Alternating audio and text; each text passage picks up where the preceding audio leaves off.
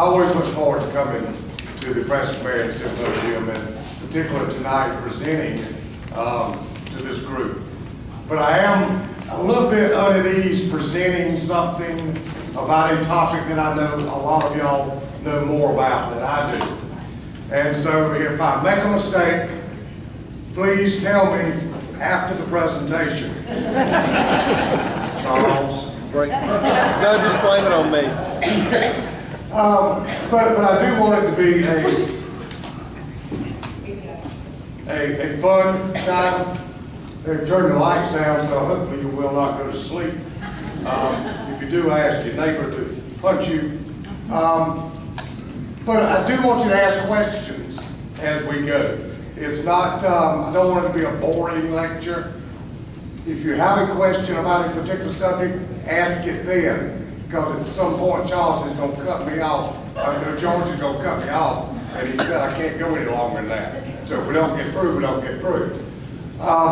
When I started this project 13 years ago, finding old churches in South Carolina, I never thought I'd still be doing it 13 years, and certainly didn't think I'd write a book about it.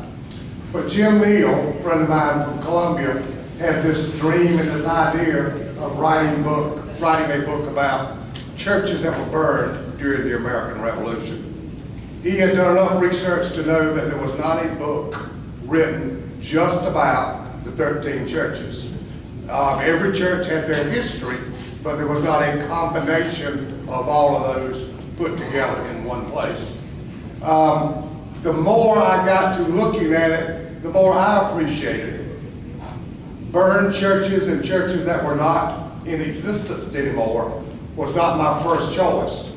But as I learned about the time and the period of the American Revolution and the part that religion played in the American Revolution, I was just in awe of the importance of what we try so hard today to separate church and government. It played a very important part in the American Revolution. This is a map of South Carolina in 1706. The Church Act of 1704 established the Anglican Church as the church of the colony. However, it also allowed for other denominations to be formed and to worship, such as Baptist, Presbyterian, Lutheran, several others were allowed to worship. But the Church Act of 1706, 2 years later, established parishes, which is forerunners of our counties. And they also established a vestry. A vestry was a group typically of men that controlled the church, similar to our deacons today.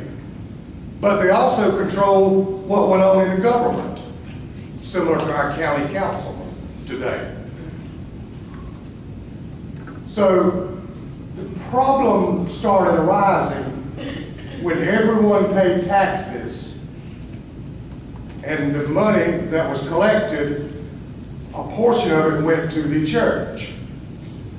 Unfortunately, the church was only the Anglican church. If you were a Presbyterian and a member of, we'll say, the Christ Church Parish, part of your tax dollars went to support Christ Church Parish building and not your Presbyterian church or not your Baptist church. So even though you could worship here, you did not get any benefit from the money that you paid. That's when the rub started. It got along good from 1706 up until the American Revolution, and then things kind of went south pretty quickly. And the Presbyterians were a big factor in that. They had been suppressed in England for a long, long time. They came here to get away from that. Lo and behold, they got here, and we're stuck with the same type problem. A way that the Anglican Church had to kind of control or monitor what was going on was this. the Society for the Propagation of Gospel in Foreign Parts, or the SPG. That's basically like our Foreign Mission Board today. Anyone that was an Anglican rector here in the colonies had to be trained in England, ordained by the bishop, then he would come over here and be the head of the church, the rector of the church. He was basically the eyes and ears of the bishop, and in turn the eyes and ears of the king, making sure that everything was status quo in the colonies. You could not be a local and be a preacher for that very reason, because you weren't trained and ordained in England. This is their symbol, which is over the church at St. James Goose Creek. It was built in 1719. That's the symbol of the pelican feeding its young, is the symbol for the SPG. These are the churches that were burned during the American Revolution. Just to save you counting, there's 6 Anglican churches, 5 Presbyterian churches, and 2 Congregationalist churches. The Congregationalists later went on to become Presbyterian churches. Many say, well, why were the Anglican churches burned? Because those were the Church of England. Why did the British burn their own church, basically? And we'll discover a lot of that today as to why they were. But you see, most of them were built 1775, mid-1700s, 1699, but they all were burned from 1779 to 1782, which was pretty much through the height of the American Revolution. Now let's look at some of the individual churches. This is certainly one that I hope that you either have been to or have some good, fond memories of. Prince William Parish, commonly called Sheldon. It was established in 1736, and this building was built in 1755.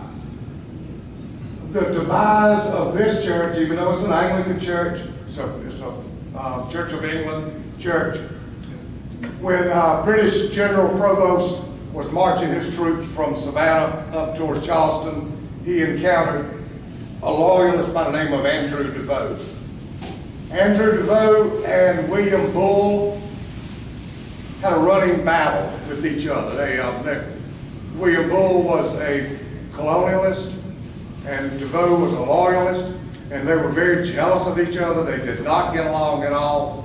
William Bull had recently acquired, we'll say, a good bit of British gunpowder and ammunition, and to keep it from the British, he stored it in his church of Sheldon.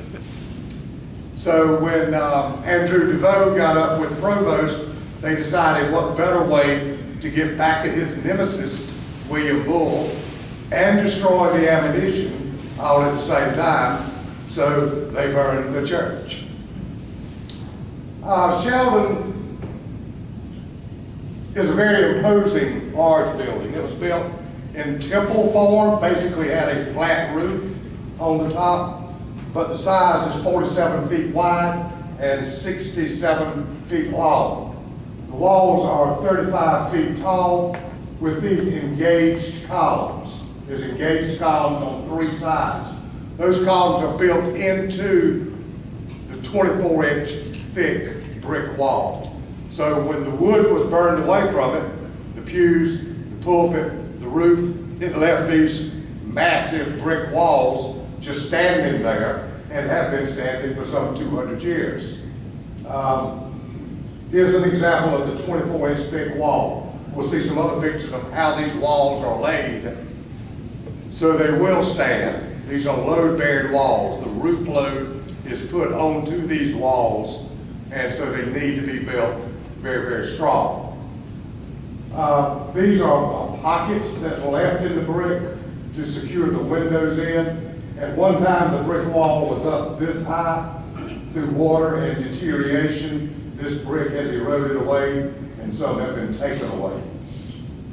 Again, you see your engaged column. This is a corner column that's built into the wall. The columns, the engaged columns, were typically built over where trusses are, because a truss creates outward thrust on the walls, so the walls are thicker due to the columns at those locations. First time I went to Sheldon, this girl and what appeared to be her mother were there. And they were taking pictures and making notes, and I finally got up enough nerve to ask her, what are you doing? And she said she's getting married there exactly a year from that day. She came a year ahead to plan exactly what time her wedding was going to be. The altar would be here, so she's watching this sunset. I don't know if I'd want to be the husband or not. Pretty tough to live up to that. Sheldon is used a lot for functions, for weddings. They have one religious service a year. It's the Sunday after Easter. Sheldon is, of course, in Beaufort County. It's very accessible for those of you going to Hilton Head. It's right off of Highway 17 on Highway 21. It's a beautiful drive as you're going towards Yemassee. But if you have not been to Sheldon, Prince William Parish, by all means take the opportunity when you're going that way. But all sides of Sheldon are equally as pretty. This is basically the view that you see as you walk in from the highway. This was the front of Sheldon, and then all your columns down the side is 4 freestanding columns or a portico out front. Our next church we're going to visit is Prince George Wynyard in Georgetown. This is the only church only church building that actually saw flames that's being used on a regular basis. It's used every Sunday. It's a very large congregation there in Georgetown. This church was originally built in 1744. It was when the exterior was completed, but the interior was not completed until 1766. It took them that many years to complete the inside. It took us 7 years just to get the material ready to build Prince George on the outside. Very large church downtown. Unfortunately, it was only used for 16 years.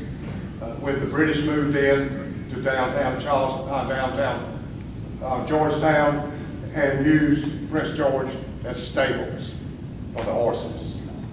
And in August of 1781, when Francis Marion started approaching Georgetown, they evacuated Georgetown.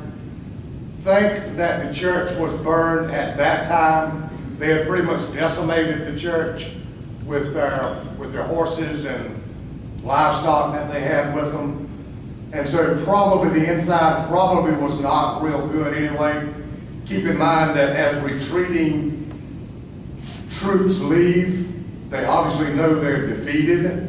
They obviously know they're upset and mad. And so what better thing to do than just to burn the church? And so that's exactly what they did. That's the reason that Prince George was lost, because just out of anger that they were having to leave Georgetown. It stayed as a burned out shell until 1820. In 1820, the congregation started raising funds. The Anglican tax base had left at that time, so they were on their own to restore the church.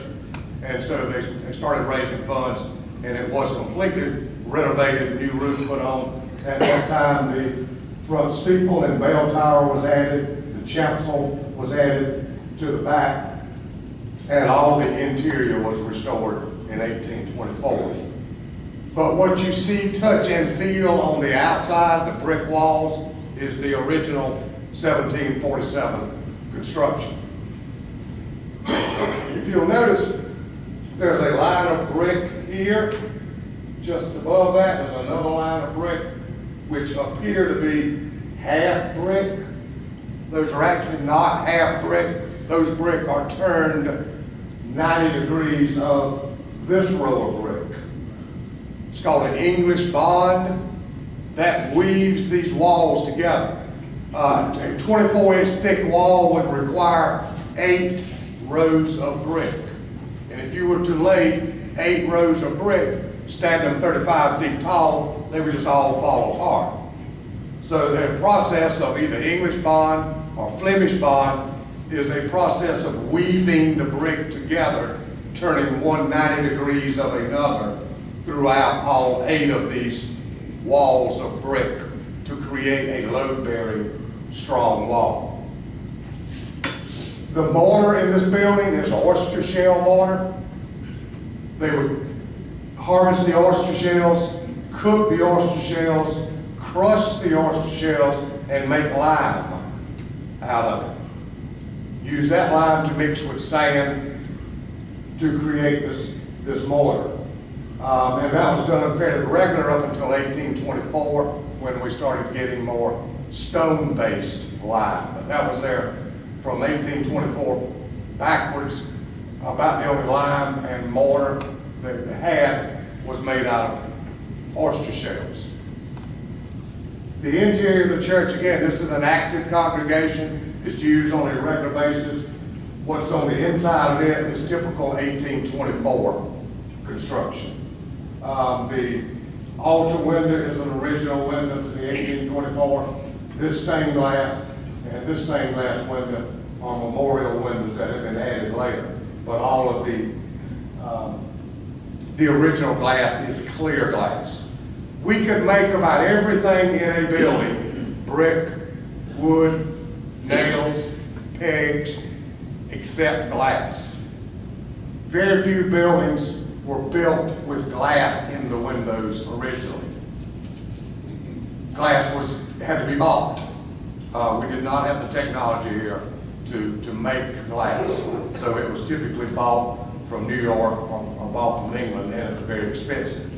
And so it was just unheard of to have stained glass windows in the original buildings. But it is an active congregation and used on a regular basis. I was lucky enough to have a friend that is an assistant rector there, and I called him and asked him if I wanted to come and visit inside of the church. And he said, yeah, that'd be fine, we'd be glad to have you. I said, when I say inside, I want to go deep inside of the church. I want to go in the attic. Folks, if you've never been in an 1824 attic, I can understand that you won't, but to touch those structures that probably a lot of them have not been touched since 1824. It's a real experience, particularly when you know what all went through to make those structures.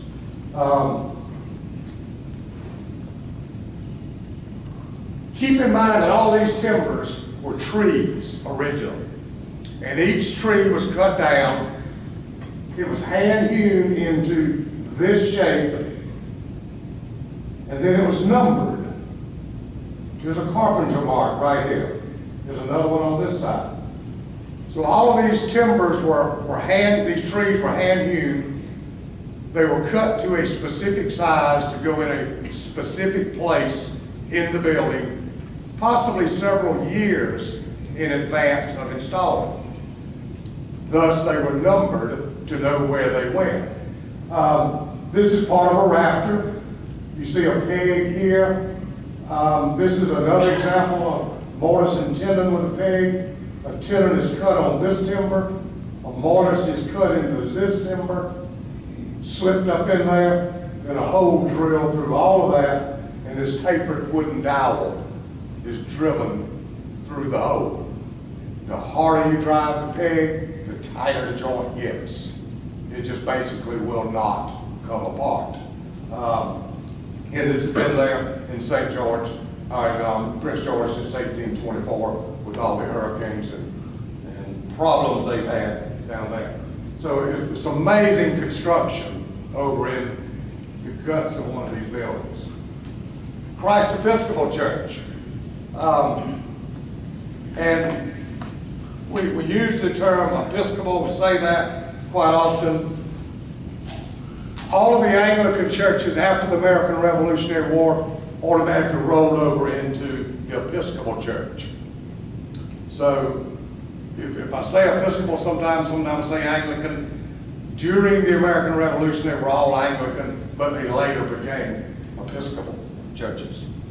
Christ Church was one of the first of the 10 parishes that were established in 1706, and this is the second church building that they had. They built one immediately in 1706, then it burned in 1725, an accidental forest fire, and this little small building, 25 by 38, was built in 1726. It's right on the road, Highway 17, going to Boone Hall Plantation. If you've been to Boone Hall, it's sitting right there at the traffic light. The Highway 17 is probably about 30 feet forward of the building. This building is not used on a regular basis. They do have a very large church. It is an active congregation. They have a large church and new sanctuary behind that. When the British were occupying Charlestown in 1782, really downtown Charlestown was more than it could handle. It was upwards of 14,000 troops in Charlestown at the time. So this is in the Mount Pleasant area, just outside of Charlestown, and so they house themselves and their horses in and around the area. Christ Parish kind of struggled for membership. Most of the members that were Anglican lived in downtown Charlestown, so there wasn't a whole lot of volume of numbers of people that were in the Christ Parish area, but the ones that were there were very strong in their allegiance. Names like Edward Rutledge, Thomas Lynch, signers of the Declaration of Independence, were members at Christ Parish. General Moultrie got a lot of his fellow members, and they went to a little log fort down the end of Sullivan's Island and defended it from the British, and later it was named Fort Moultrie. Even the rector of Christ Church signed on as the chaplain for the colonists.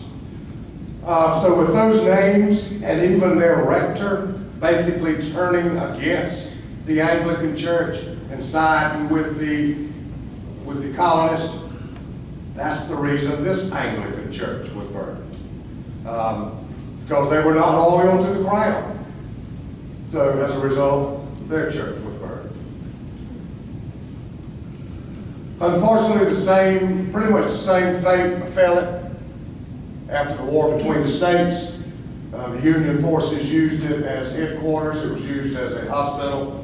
When they pulled out, they also burned the church again. So it's been burned twice.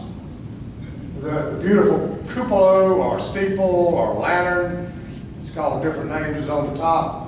Every time the church is set on fire, of course it's burned. When they put it back up, they change it. They keep adding different parts and pieces to it. And then even as late as the 1950s, this cross was added to it. So the steeple or the cupola has had an up and down history there at Christ Church. St. Mark's Parish. I know we're going to get some questions on St. Mark's. All right, so St. Mark's, folks, get your questions ready. Charles will be glad to answer them for you. This is either the fourth or the fifth church that has served St. Mark's. St. Mark's was such a large parish. At one time it was divided into Upper and Lower St. Mark's. Each had a parish church. And the first church is probably what we are most interested in, was a brick and stone church.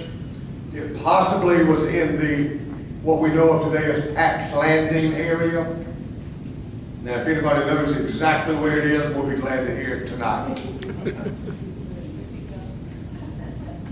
Since we don't know, we'll continue. Since I didn't hear, we'll continue looking for it. It is kind of a mystery as to where it was. We don't know where it was. But we do know pretty much why it was burned. Their rector, Charles Woodmason, was determined by our friend Master Tarleton not to be loyal to the throne. In other words, he was, again, like at Christ Church, he was not preaching the loyalty to the crown. And so Master Tarleton, to teach them a lesson, had St. Mark's burned. And that was in 1781 when it was burned. General Richard Richardson was a member here, and St. Mark's Parish has also had 5 South Carolina governors to be members of St. Mark congregation. The church that's there now is out on Camp Bob Boykin Road. They have services, what, once or twice a year, or how often do they have services at St. Mark's? We have homecoming this Sunday. That's what I thought. Homecoming is this Sunday. But you don't have regular services, do you? We have services, we have been having regular services. We lost our rector to St. George. Okay. So, I don't know what they plan. We have, Okay, all right. Beautiful building there in Sumter County, designed by Charleston architect Edward Jones and Francis Lee. Edward Jones and Francis Lee came up from Charleston to design this building as well as Church of the Holy Cross about the same time. But both are very, very striking, very interesting buildings. Again, this is not a building that was burned, but this parish church was burned. But it is a solid brick building. It's got white stucco on the outside. These extra supports here are directly above where trusses are, about like our engaged columns. They're there to prevent outward thrust there. It's the reason those buttresses are positioned where they are. It has a tin roof and is surrounded by a very active graveyard and still being used today on a regular basis. The Wapita Church, not a whole lot to see at Wapita, but the date of its organization, 1699, and the dedication that 52 people, members of it, went through to form and sustain this little strip of land. Wapita is a strip of land from Mount Pleasant up towards Georgetown, with the ocean on the east and the Wando River on the west. The Siwi Indians gave it the name Wapita, meaning sweet water. And this is all that's left is a graveyard there of the Wapita, and that marker, which you saw an enlargement of, is this marker right here. They built a wood frame building there. This is about 2 miles from Christchurch. British soldiers expanded on out and used Wapita also as a headquarters and as stapling for horses. And in defeat, when they were retreating back in, they thought, the British troops thought, to the safety of downtown Charlestown, it was burned. Just again, out of defeat, we've lost, so we're going to do as much harm as we can. So there's nothing left of Wapita now other than the graveyard, which has graves dating back in the early 1700s there. Now we get into the Presbyterians. And the Presbyterians really, I think, did as much to help win the American Revolution as any denomination did. This is Indiantown, Presbyterian Church over in Williamsburg County. This is a replacement for the church, or actually it's the second building after the original building that was burned. At the time, Tarleton sent a major Wemyss into the area. That they were just about fed up with problems with Francis Marion. They could not, obviously, as we know, catch him.